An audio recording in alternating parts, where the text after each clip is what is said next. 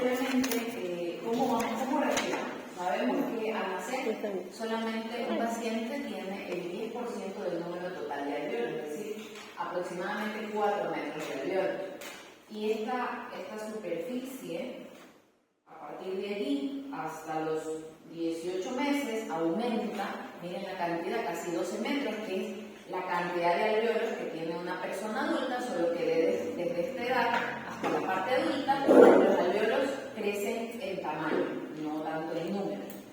El árbol respiratorio de los pacientes pediátricos suele ser mucho más estrecho, sobre todo a esta edad, y eso ofrece mayor resistencia. Traten de ustedes de respirar a través de un sorbete, es más o menos como esto se refiere con la resistencia. A menor edad, mayor resistencia se ofrece el paso de aire. Entonces, también sabemos que hasta los 6 meses, estas comunicaciones interalveolares e intercanaliculares, a través de los poros de Coppi y los canales de Lambert, que todavía no están desarrollados, generan aún mayor dificultad para ventilar a los pacientes pediátricos. El retroceso elástico, esta capacidad que tiene el pulmón de volver a su lugar, también está mucho más comprometida, está disminuida, la capacidad pulmonar total también es baja, y las costillas en los pacientes, en los lactantes, como ustedes saben, permanecen más horizontalizadas, por lo tanto, se genera mayor dificultad en producir ¿qué cosa? Presión negativa. Nosotros sabemos que la presión negativa es la que mantiene constante la vía. Entonces, esta horizontalización de las costillas pues también condiciona una alteración para la generación de mejorar esta presión negativa dentro de la vía aérea, que es necesaria para generar gradientes de presión, como ya veremos. Bueno, el tracto respiratorio superior, ustedes ya saben de qué está conformado, pero básicamente su función es esta, ¿no? Producir o propiciar las defensas y participar en la parte de la humidificación. Nosotros vamos a ver que la humidificación, el envidiar, la vía aérea tiene una finalidad, y el tracto respiratorio inferior. La unidad funcional que participa a nivel de la respiración es el alveolo. Esta zona es la más importante y está constituida, como ustedes van viendo en el gráfico, ¿no? Señalando desde la membrana epitelial, las células tipo 1, que tienen pues, la finalidad de producir inmunoglobulinas, y la tipo 2, que es la que produce el surfactante, que es quien mantiene la tensión o la estabilidad a nivel del alveolo. Tenemos la presencia de macrófagos, esta unidad alveolo-capilar también está constituida por esta parte intersticial y sabemos que están rodeados de su capilar pulmonar. Entonces, teniendo en cuenta que esta es la unidad alveolar, el intercambio gaseoso se produce a través de qué mecanismo? De la difusión. ¿Quién es más difusible, el oxígeno o el CO2?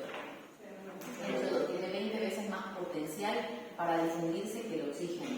Esto quiere decir que al momento de difundirse o para que se genere esta difusión tiene que haber un equilibrio, ¿no? entre las sustancias. Sabemos que a nivel del aire ambiente está constituido el 79% de nitrógeno y el 21% de oxígeno. O sea que nosotros saturamos al 100% con una fracción inspirada de oxígeno del 21%, ¿verdad? Ok. El intercambio gaseoso, al darse por esta difusión, dependiendo mucho de la membrana capilar, genera este movimiento, o sea, al generar este movimiento espontáneo de los gases entre los alveolos y la sangre, idealmente esto se genera sin un esfuerzo, sino netamente de una forma automática. Sabemos que el alveolo es rico en oxígeno, porque pues ingresa la cantidad de oxígeno sin esfuerzo. Toda esta cantidad de oxígeno, que es la presión parcial de oxígeno, la presión alveolar de oxígeno, ingresa al alveolo y difunde hacia el capilar. Pasa por la sangre, por la parte capilar arterial, donde empieza a haber ya el contacto o ingresa hacia la sangre, que es donde ustedes, si hacen una gasometría, ustedes lo que van a medir es esta sangre arterial capilar, que les va a traducir ¿qué cosa? Les va a inferir una presión parcial, una presión alveolar de oxígeno.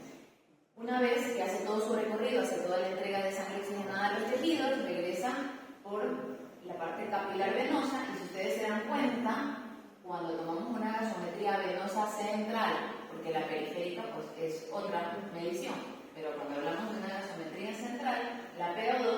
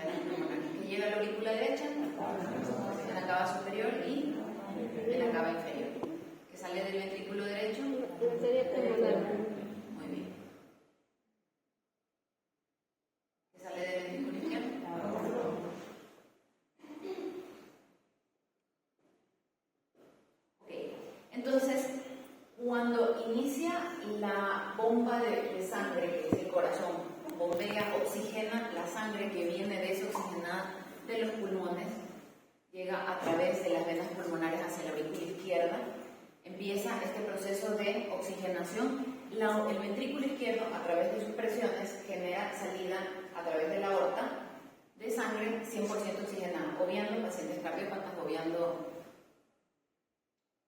neumopatas crónicos, etc. Entrega sangre 100% oxigenada.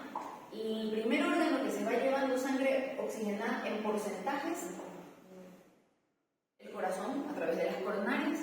Por eso, importante, las presiones, sobre todo la diastólica, para poder, a través de la presión de fin de diástole, salga la sangre con buena expulsión y pueda salir hacia el resto de la economía. Y el primer órgano que se va llevando sangre oxigenada va a ser el corazón.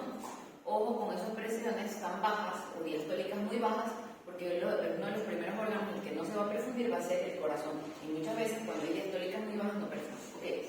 Entonces, sale 100% de sangre oxigenada, se va llevando el corazón una parte, a través de los vasos de la aorta, va subiendo sangre hacia la parte superior de la economía, se irrigan los demás órganos, pulmones, a través de los vasos sanguíneos a nivel de la aorta principal abdominal, se van irrigando ilíacas, renales y todos los órganos para acá arriba es el cerebro, ¿no? Entonces, toda esa entrega de sangre oxigenada que la hace en un minuto el corazón, va entregando 6%, 3%, 1%,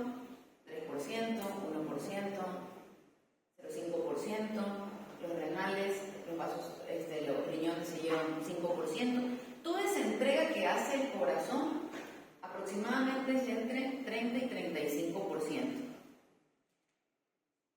Y la sangre que retorna es la que nosotros vamos a medir en vena cava inferior, que es la que nosotros podemos medir a través de la saturación venosa de oxígeno central. No es lo mismo la periferia. Por lo tanto, si el corazón normal entrega el 100%, en la medida que el paciente va latiendo, los órganos van absorbiendo. Eso se llama índice de entrega, disponibilidad de oxígeno en los tejidos, etc. Este índice de entrega es el que le digo que mide entre 30 y 35%. Eso es lo normal. De tal forma que el retorno de sangre venosa reporta el porcentaje de sangre que normalmente ya no consume el resto del cuerpo y se mide a través de una gasometría venosa, que es del 60 al 65%. Entonces, esta sangre venosa, esta saturación venosa, es lo que nosotros, aparte de medir en la gasometría, nosotros podemos inferir de qué ocurre con el paciente, exceptuando pacientes que tengan patología cardíaca, que puede tener más baja. Puede pasar que un paciente taquicárdico de 200 por minuto late tan rápido que el corazón no logra repartir la sangre oxigenada y el cuerpo no logra, o los órganos no logran extraer adecuadamente la saturación, el oxígeno que viene a través de la saturación, saturando, y que viene acompañada de la hemoglobina, porque el mayor porcentaje en el que se transporta el oxígeno es con la hemoglobina y un menor porcentaje en el plasma, ¿verdad? Entonces, vemos que hay saturaciones de 85%. Y no es que el paciente está mejor o está perfecto. Quiere decir que hay órganos y tejidos que no lograron absorber la cantidad de oxígeno necesaria. Y este es el típico paciente taquicárdico, febril, que empieza a tener alteración neurológica, etc. Entonces, teniendo una idea de lo que ocurre a nivel orgánico, a nivel de la unidad alveolar, sabemos que las unidades alveolares están rodeadas de capilar, asimismo hay una parte arterial y la capilaridad venosa. Esta capilaridad venosa, la PaO2, se traduce en 80 milímetros de mercurio, porque es toda esa sangre que ya recorrió, que no participó, que ya se elimina y que viene hacia la medición para la parte venosa del intestino. Y, como les decía, el CO2, que es el que tiene mayor capacidad de difusión, que es de 40 milímetros de mercurio, que es toda esta desecho, por decirlo así, desecho del intercambio gaseoso. La difusión de oxígeno, que sabemos que se hace a través de un gradiente de presión. Y este gradiente de presión produce que esta difusión de oxígeno, desde tener una presión atmosférica a nivel del mar de 360 milímetros, traducido en una presión parcial de oxígeno de 160 milímetros de mercurio en la medida que se humidifica a través de la vía respiratoria, que hace su pasaje por las aurículas, que pasa hacia la parte alveolar arterial, que llega a ser hasta de 100 milímetros de mercurio. Cuando llega a la parte capilar sanguínea, venosa, que es de 45 milímetros de mercurio, veremos que solamente de 1 a 5 milímetros de mercurio es capaz de llegar a la mitocondria para ejecutar su acción de producir energía. Por lo tanto, la cantidad de oxígeno que proporcionemos en un paciente, dependiendo de la patología, es la que va a condicionar la capacidad de producir energía.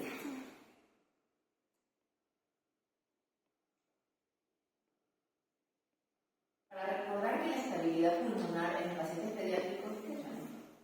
Extracto de leche.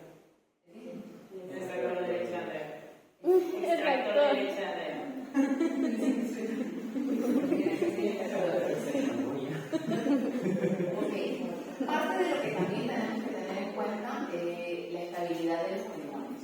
¿Quién le va a dar la estabilidad pulmonar? El surfactante. Por eso, pues, en patologías neonatales tenemos, pues, la enfermedad de membrana de Yaglin, sobre todo en los pacientes prematuros. Pero saltando los neonatos, que no es el tema, los pacientes pediátricos, pues, quien va a dar esta estabilidad de los pulmones es este surfactante, ¿no? Entonces, esto proporciona que realmente, sobre todo en las unidades alveolares más pequeñas, que son las de los lactantes, a pesar de que tienen un radio más pequeño, se supone que este surfactante le dé la estabilidad.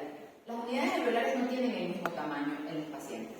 Unas son más pequeñas, unas son más grandes, pero mientras todas tengan esta sustancia, este surfactante, independientemente del radio, va a permanecer abierto el alveolo, lo que va a permitir este intercambio gaseoso.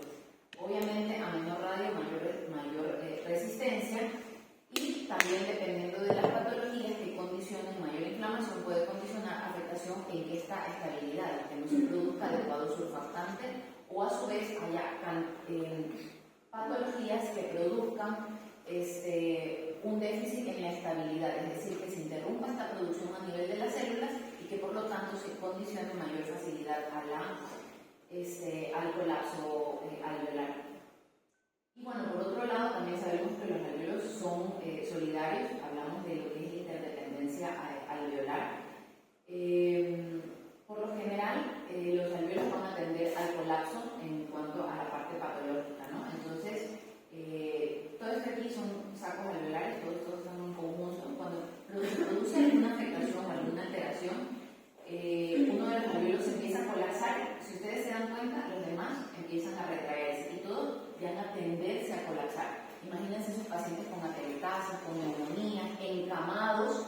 Si hay unas pequeñas zonas de atelectasia, por la interdependencia alveolar va a condicionar lo mismo. Por lo tanto, es importante que en los pacientes pediátricos la movilización temprana, la fisioterapia, condiciona que podamos hacer o ejecutar esta presión positiva, condicionando de cierta manera que aunque hay unas zonas que empiezan a telectasiarse, las otras zonas, por terapia respiratoria, por cambios en la postura, podamos generar distensión de estos alveolos y por la interdependencia que tengan, empecemos a reclutar otras zonas. Entonces, esto también ocurre a nivel pulmonar. Recordemos que cuando son más pequeños, y lo que ya hablaba hace un momento, en los menores de 6 meses, esta interdependencia alveolar está un poco afectada porque pues, no hay estos canales de Lambert y poros de Kohn que permiten esta comunicación interalveolar e intercanalicular. Por lo tanto, pues es más difícil, y es mucho más difícil en los lactantes que los podamos reclutar o que los podamos ventilar más fácilmente y que sea con menores dispositivos de oxígeno. Es decir, estos son niños que van a necesitar presiones positivas, sean con un BIPAP o sea con ventilación invasiva.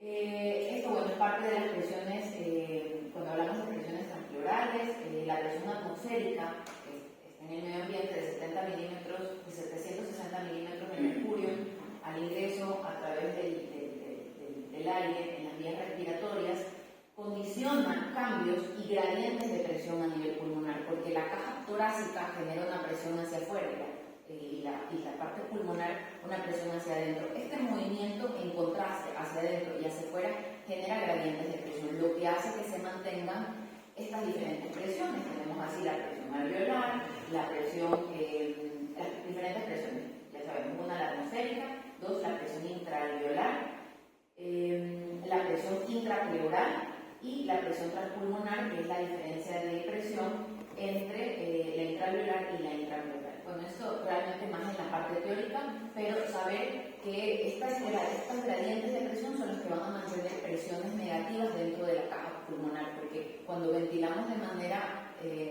positiva al paciente, lo que estamos tratando es de generar una presión positiva dentro, ¿no?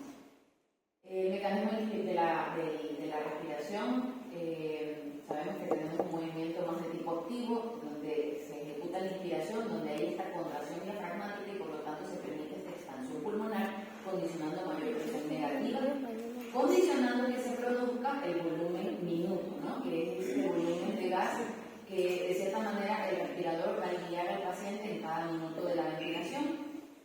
Y la expiración, que es un movimiento más de tipo pasivo, en donde se empieza a ver ya una relajación del diafragma y empieza a contraerse el pulmón. Esto que ya vimos en la clase pasada, la relación ventilación-perfusión, donde sabemos que podemos estar frente a una relación ventilación-perfusión normal o igual a 1, donde tenemos un saco alveolar y un capilar pues bien perfundido, donde el alveolo no lo colapsa o donde el capilar no está ocupado por el espacio. Entonces decimos que esta es una zona bien perfundida y bien ventilada.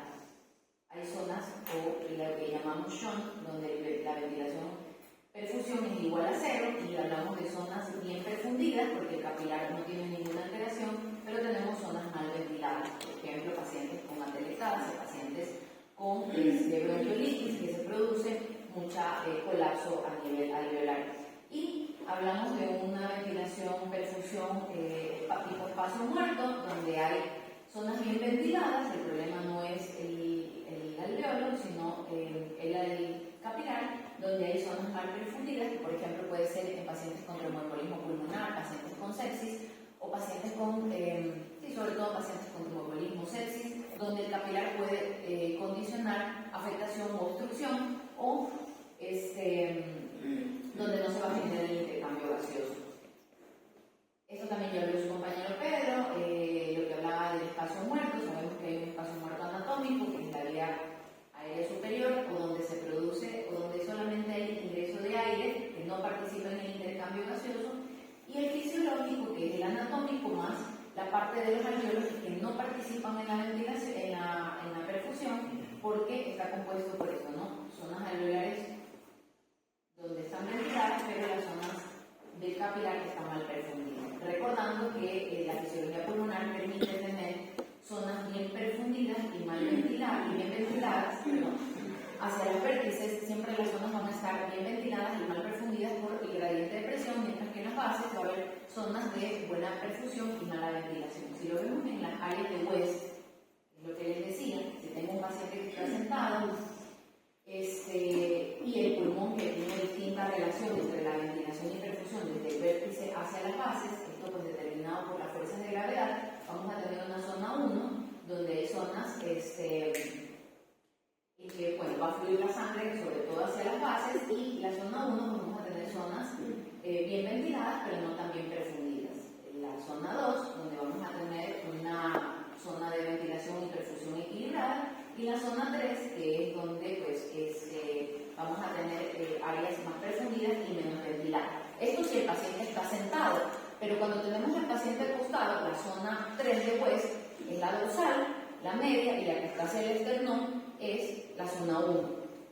Las maniobras de reclutamiento y parte de la pronación lo que quiere hacer es ejecutar que la zona ventral, que va a estar hacia el contacto con la cama, cambie esta relación ventilación-perfusión, permitiendo poder tener en los pacientes más zonas donde generar el intercambio gaseoso al obtener zonas aereadas, y que tal vez ahorita pues por la parte de la perfusión al movimiento pues cambie. Entonces esa es la idea cuando pronamos al paciente, modificar estas zonas de West. Si hacia la parte basal tenemos zonas bien perfundidas y mal ventiladas, hacia los vértices tenemos las zonas bien ventiladas. Si acostamos al paciente, recordemos que las zonas de arriba van a ser las mejor ventiladas. Al momento de pronar al paciente, queremos que esa zona, que sería la base, porque ahora está en contacto con la cama, se ventilen mejor esas áreas. Esa es la idea cuando han fracasado de cierta manera o estamos ante un paciente con hipoxemia, realizar la pronación, modificar estas zonas de West para poder obtener más unidades alveolares. Y esto también ya lo vimos, la regulación central que tiene la respiración a través de quimioreceptores, no me voy a detener en esto. Recordar que la mecánica pulmonar tiene propiedades elásticas y cuando hablamos de ventilación mecánica hablamos de compliance y elactancia. ¿Qué es la elactancia? Es la capacidad que tiene el pulmón de recuperar o los tejidos de recuperar su forma inicial. Es eso de aquí. Y la compliance es la capacidad que tienen las unidades de poder distenderse y dejar, mejor dicho, como de elongarse, esa capacidad que tiene de extenderse los tejidos. Y la elactancia es la capacidad que tiene de retroceder. Esta distensión, esta compliance, que es la que genera el pulmón muchas veces en los pacientes obstructivos, está abolida por la misma patología obstructiva. Per se, la unidad sea bronquiolar, alveolar, mientras que en los patrones restrictivos, lo que no permite la compliance son el inserticio, más que el tejido como tal pulmonar. Me avanzo con esto, que son las constantes de tiempo, eso lo podemos ver en la parte práctica. Por lo tanto, poder ventilar a un paciente realmente es la técnica por la cual vamos a generar este movimiento de gas hacia los alveolos a través de un equipo que va a estar conectado directamente al paciente, que tiene una rama inspiratoria, ya también lo veremos en la práctica. Y realmente la ventilación mecánica resulta ser un modo de soporte vital para el paciente que por sí solo no puede ejecutar la ventilación. Por lo tanto, pues tiene un uso terapéutico y de cierta manera pues hasta curativo, ¿no? Tiene múltiples funciones, desde mantener el intercambio de gases hasta estabilizar la pared torácica. Por lo tanto, cuando hablamos en esta primera función de mantener el intercambio de gases, es poder tener o lograr mantener un CO2 dentro de lo que consideramos un valor normal, sobre todo dependiendo de la patología de que vayamos a ventilar al paciente. Y uno de los requerimientos es cuando tenemos o estamos frente a un paciente que tiene un CO2 muy alto, ¿no? Sabemos que la ventilación en estos pacientes está disminuida y en ausencia de una enfermedad respiratoria crónica, ventilar al paciente cuando hay alteración en la ventilación alveolar pues, es indicativo. También para mantener una oxigenación arterial, sobre todo en los pacientes cuando están hipoxémicos, que no tengamos una patología respiratoria como tal, o que estemos frente a un paciente cianótico o que tenga una PaO2 por debajo de 60 mililitros de mercurio, ya con una fracción inspiratoria por arriba del 60%, pues es indicativo de soporte ventilatorio. Para poder reducir o sustituir el trabajo respiratorio, pues eso también ya lo hemos visto, sobre todo en aquellos pacientes que tienen alteración en su estado nutricional, en aquellos pacientes con enfermedades neuromusculares, alteraciones esqueléticas, etc. Entonces también ventilamos a un paciente que necesite sustituirse o reducir el trabajo respiratorio.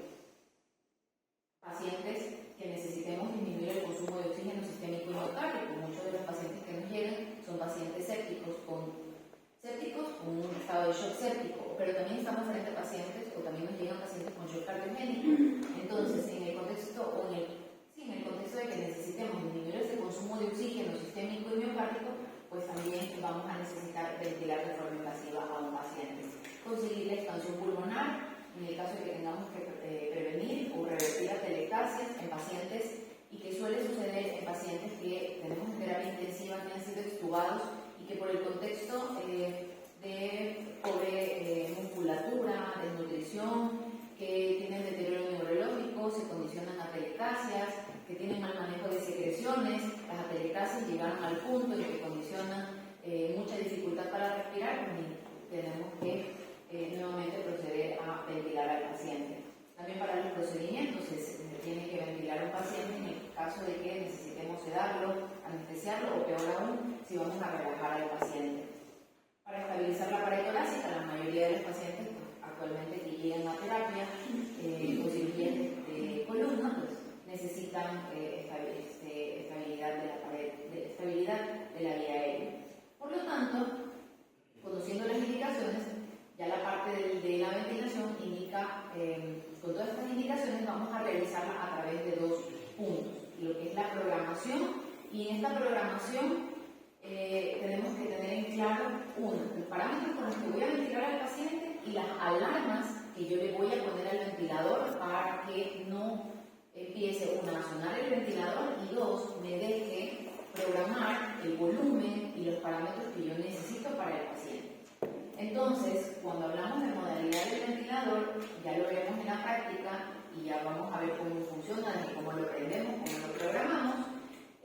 Nosotros tenemos en la pantalla, nosotros podemos programar el ventilador y aquí nos aparece en diferentes tipos de ventilación, de forma de ventilar, ¿no? ¿Y qué es esto? Es la forma en la que el ventilador es configurado para poder interactuar con el paciente, cuyo objetivo es mejorar, ¿qué cosa? La interacción entre el paciente y el ventilador. La idea no es que el paciente esté ventilado y se esté peleando con el aparato, ¿no? ¿Y cuál va a ser la modalidad ventilatoria? Pues la que se sincronice con el esfuerzo respiratorio que genere en ese momento el paciente, manteniendo un volumen vital adecuado y consistente, ¿no? Entonces, bueno, los modos de ventilación, hay muchos. Actualmente los ventiladores que nosotros aquí tenemos tienen modalidades convencionales y tienen modalidades que de cierta manera podemos llamar aleatorias o no convencionales. Dentro de las convencionales que tenemos nosotros en esta terapia, tenemos las asistidas controladas, no tenemos las mandatorias obligatorias, sino las asistidas controladas, la mandatoria intermitente o SIMB y la presión soporte. Dentro de las ventilatorias aleatorias, alternativas o no convencionales, tenemos el APRB, el PRBC y otras más, pero no voy a ahondar en ellas. Entonces, me voy a saltar estas variables de fase porque eso lo vamos a ver más que todo en la parte práctica. Lo más importante cuando estamos frente a ventilar a un paciente es si la respiración es iniciada por el paciente. Actualmente nosotros de entrada no relajamos al paciente salvo estricta indicación del paciente. Ni tampoco utilizamos drogas para llevar a un coma profundo al paciente, no tenemos ni siquiera biopetal. Por lo tanto, la sedación que se da al paciente con midazolam y fentanil es una sedación que es profunda, pero que no condiciona en estado de coma. Por lo tanto, muchas veces el paciente condiciona un leve esfuerzo respiratorio.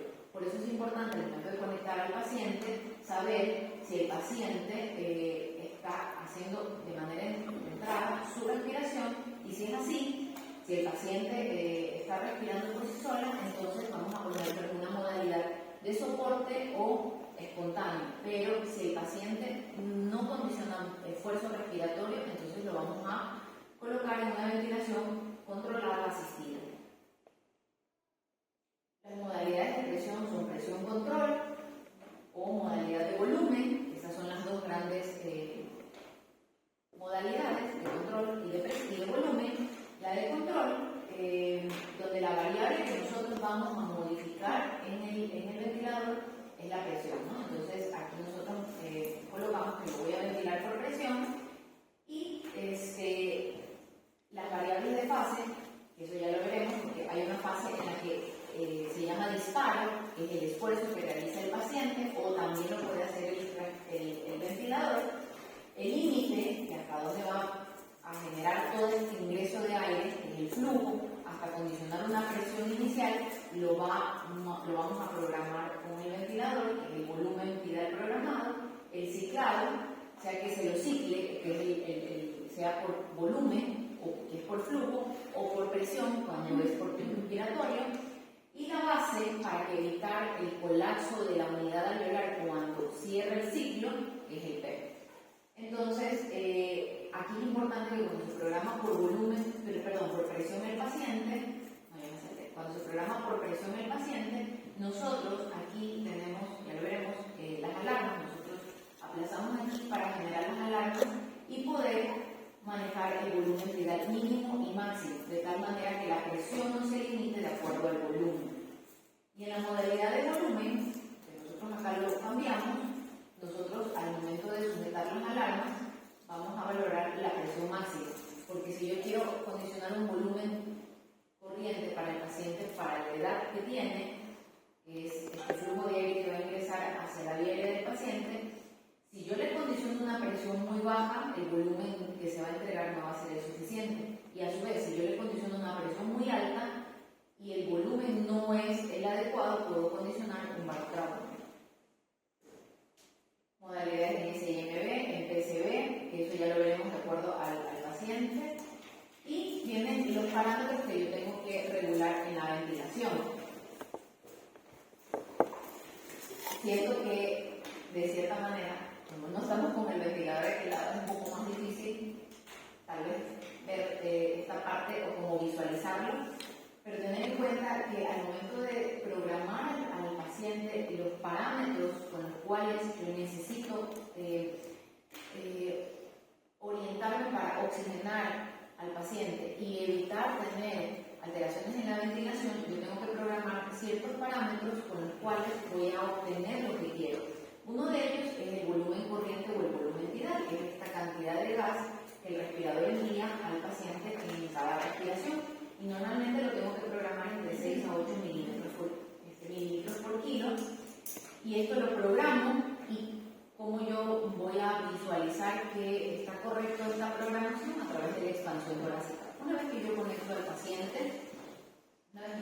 paciente, yo tengo que visualizar qué tanto expande el paciente, que ni hiperexpanda ni se quede sin expandir, de tal forma que esta monitorización de lo que yo estoy viendo, más la ocultación, más la programación que estoy haciendo al paciente de un volumen de 6 a 8 mililitros por kilo, me aseguro que con eso puedo mantener una saturación adecuada de oxígeno y luego puedo hacer el control gasométrico. La presión inspiratoria máxima es el otro parámetro que yo tengo que ajustar en el respirador, porque esta es la cantidad de presión que el respirador va a enviar al paciente en cada inspiración. Y a su vez también yo lo voy a monitorizar con la expansión adecuada del paciente.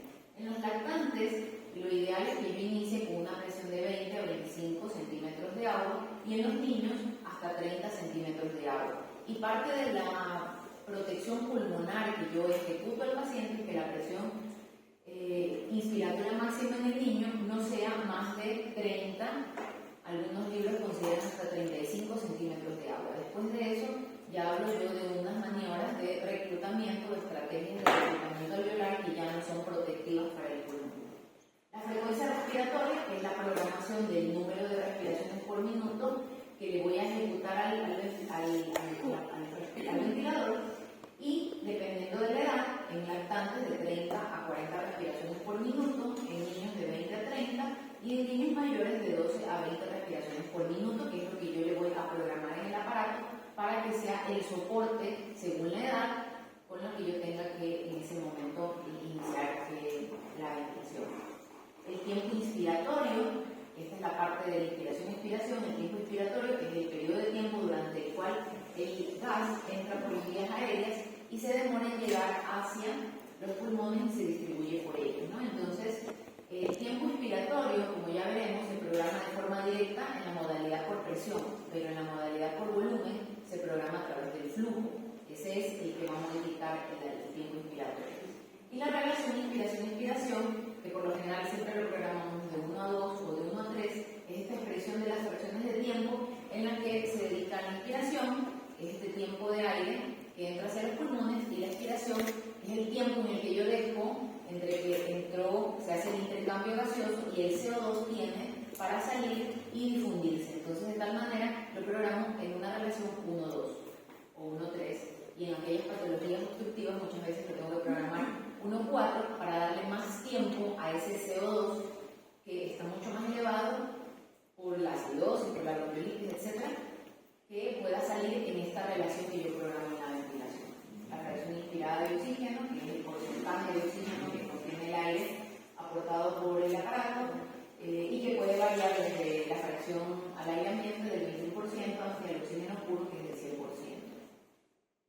Por eso, el oxígeno también es importante de controlarlo, modificarlo y también de reportarlo, porque el oxígeno cuesta. Ese se debe ir disminuyendo de manera progresiva dependiendo de la patología y actualmente pues siempre procuramos no iniciar al 100% en ventilado invasivo.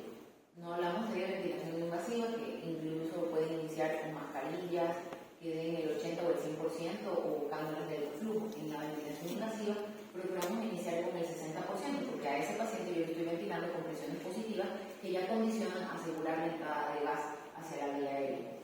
Y el objetivo de esto es evitar la toxicidad del oxígeno, ¿no? Idealmente, un paciente que yo necesito oxigenarlo, mejorar todas las estrategias, no más de 12 horas, tengo que ya ir evaluando la manera en la que tengo que ir bajando la fracción inspirada de oxígeno. Y este es uno de los primeros parámetros que yo tengo que ir bajando del ventilador para poder controlar de cierta manera las maniobras protectivas pulmonares. El PEP es otro parámetro que también tengo que programar en el ventilador, que es pues, la presión positiva al final de la inspiración, y esta realmente impide que la presión retorne a la presión atmosférica y por lo tanto se produzca el colapso alveolar, ¿no? El nivel de PEP inicial en las patologías obstructivas siempre se prefiere PEP más bajos, en las patologías restrictivas donde utilizamos PEP más altos, pero el PEP fisiológico es de 4 a 5 centímetros de agua, ¿no? Y saber que la programación de un PEP muy alto va a ejecutar disminución del gasto cardíaco por todo, ¿no? Por la reducción en la precarga, por el aumento de las resistencias vasculares pulmonares, esto que aumenta la poscarga del ventrículo derecho, pues provoca también desplazamiento del volumen interventricular hacia la izquierda y disminuye el volumen sistólico. Se produce una sobredistensión alveolar y esto pues, también aumenta el espacio muerto y la retención de CO2. Entonces, el PEP hay que saberlo manejar, hay que saber en qué patologías, inclusive en el momento cuando nosotros reclutamos un paciente que podemos utilizar PEP hasta de 20 centímetros de agua, esto saber que no es para un lapso de 2-3 horas. El PEP, el momento del reclutamiento es cuestión de minutos. Se recluta, hacemos la maniobra, vemos el movimiento del monitoreo, gasométricamente cómo se comporta y vamos bajando paulatinamente hasta encontrar la estabilidad de la FIO2, la presión media de la vía aérea y el volumen corriente.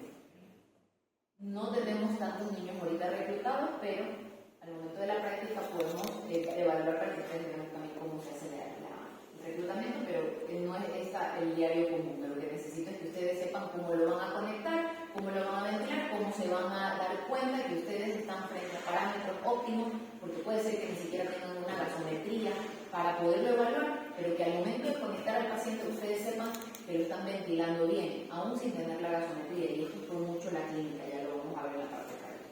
Otro parámetro que hay que programar es la sensibilidad del trigger, que es un módulo que también tiene el aparato, que permite que el respirador pueda abrir su válvula inspiratoria cuando el paciente empieza a ejecutar la demanda. Entonces, esto hace que el paciente, en la medida que se va despertando, yo tengo una sensibilidad más baja, de tal manera que dejo que el paciente empiece a hacer su esfuerzo respiratorio. Si yo tengo una sensibilidad muy alta y el paciente ya está despierto, yo voy a evitar que el paciente inicie la respiración y por lo tanto puedo estar haciendo una mala maniobra del ventilador y que el paciente no pueda hacer bien su función de iniciar la respiración.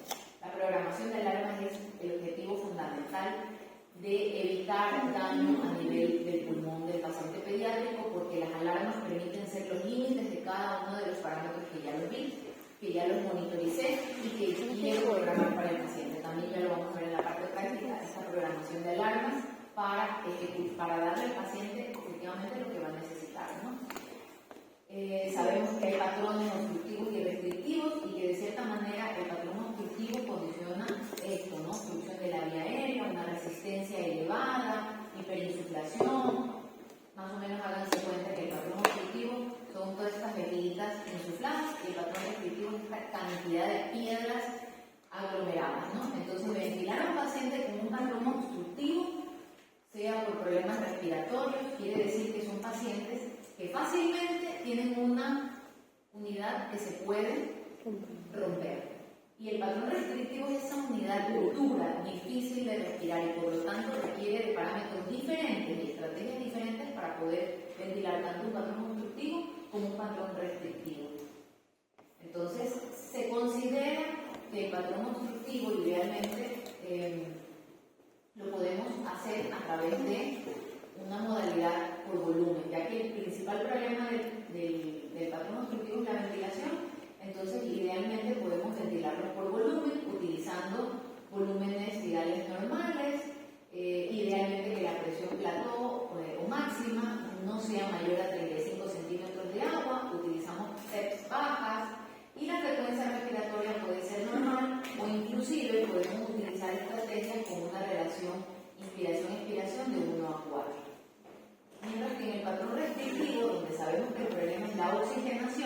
idealmente utilizamos maniobras ventilatorias por presión, pero también podemos utilizarlas por volumen, sabiendo maniobrar la ventilación por volumen. Idealmente tener una presión platón no mayor de 35 centímetros de agua. Aquí es donde utilizamos un PEP elevado y la relación inspiración-expiración suele ser más de tipo fisiológica, 1-2, 1-3. Ya para terminar esta parte, la programación de los parámetros de manera fisiológica, pues idealmente iniciar una FIO2 igual o menor a 60%, un volumen viral de 6 a 8, algunos dicen de 5 a 8, pero actualmente de 6 a 8 mililitros por kilo, una presión inspiratoria máxima o platón no mayor de 35 centímetros de agua, idealmente tiempos inspiratorios fisiológicos, ¿no? Hay gente que programa tiempos inspiratorios de 1.5, invirtiendo la relación inspiración-expiración, pero esas son estrategias que están actualmente en desuso. La relación inspiración-expiración de 1-2, máximo 1-1, pero realmente lo fisiológico 1-2.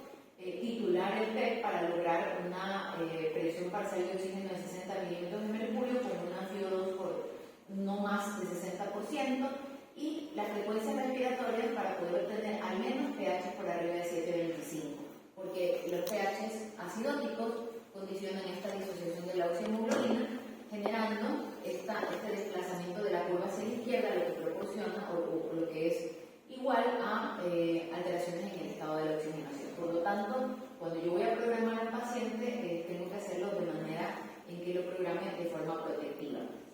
Entonces, realmente hablar de ventilación mecánica no es 2x2.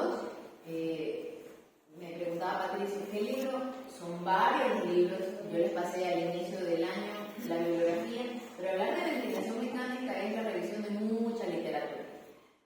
Hacerse experto en ventilación mecánica conlleva otro posgrado más, que va después de que ustedes suelen hacer, pero lo más importante para la parte pediátrica es que ustedes sepan primero quién tiene indicación de ventilación mecánica, que se aseguren de hacer una adecuada invasión de la vía aérea en el momento de la secuencia de intubación y colocación adecuada de la ventilación, saber cómo yo de manera inicial estoy programando al paciente de tal manera que no le voy a cotizar un barotrauma, un bolotrauma al paciente, pero que si aún no tengo una gasometría, yo sé que lo estoy ventilando por la expansión, por la saturación, por el monitoreo, por la clínica, y o si algo pasa, y saber si yo estoy frente a un paciente con una patología obstructiva o probablemente restrictivo, que lo vamos a ver también en la parte ya más bien práctica. Entonces, solamente esto para que ustedes vayan teniendo una idea, tienen que estudiarlo, leerlo para cuando lo hagamos en la parte práctica sea mucho más fluido,